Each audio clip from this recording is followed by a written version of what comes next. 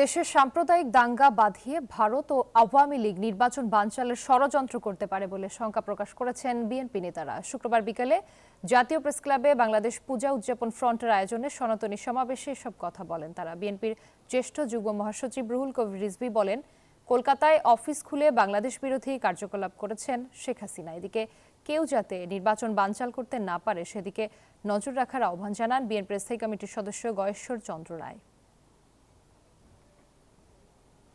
Major ধরা পড়ছে, সে আওয়ামী লীগের কর্মীদেরকে প্রশিক্ষণ দেবে, এইরকম নাকি আরো আছে। এই ঘটনাগুলো কিসের?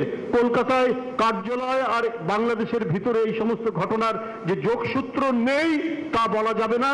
মাস্টার মাইন্ড হয়ে শেখ হাসিনা সেইখান থেকে বাংলাদেশ বিরোধী কার্যকলাপ শুরু করেছে। আমার ঘরে যারা আছে প্রত্যেকটাই আগ্নেয়গিরি অগ্নুৎপাতের মতো সৃষ্টি হয়েছে। তারা জাতীয়তাবাদী দলের জন্য লড়তে জানে, তারা নির্যাতন মাথা পেতে নিতে পারে, কিন্তু মাথা নত করতে চায় না। সব মশার বিরুদ্ধে সুরক্ষা দিতে এলো বসুন্ধরা এক্সট্রিম অ্যারোসল। মশার বিরুদ্ধে এক্সট্রিম সুরক্ষা।